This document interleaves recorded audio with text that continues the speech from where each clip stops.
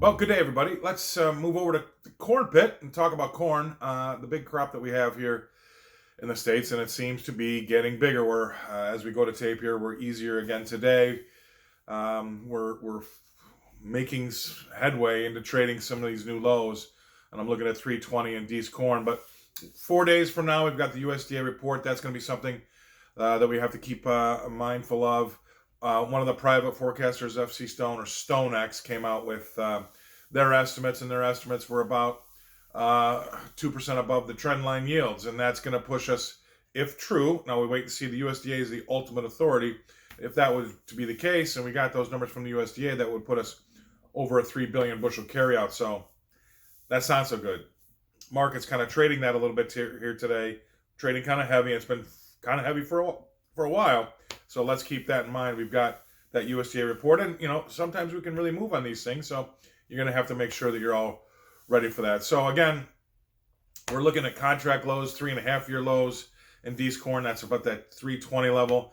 If you want to be a bull and kind of look up and see where we could take this market, you're going to have to go to those moving averages. And the first one is the 50-day, and that's right now today at 338 1/4, or 338 3/4, excuse me. So if that's the bull number, you're going to have to kind of keep an eye on. Again, to the downside, we're still trading heavy. Mother Nature complying. We've got some technical weakness happening as well, so that's weighing heavily right now. So we're off a penny or two right now as we speak, but we'll see if we can't get that thing going. Now the funds, the managed money, I should say, is we'll get some more news about that tomorrow. But they've added 15,000 sales to their short bet, so that's up to about 170,000 shorts. Could that be the catalyst to a rally if we do get something out of the USDA? Absolutely, and that's what happened the last time. So we've got a government that's spending a lot of money.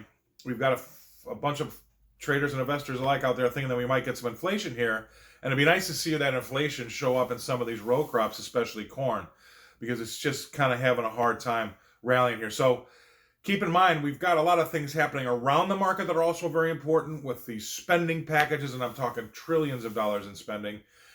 Could that be the catalyst for inflation that gets this market going? Could the funds adding to their short be another catalyst that gets this market going? Or ultimately, could it be the USDA that gives us a shock to see if we can get higher prices? We'll know in 4 days, but until then, we'll have to watch this thing and see what it does and give you some good insight as to where we may be going next.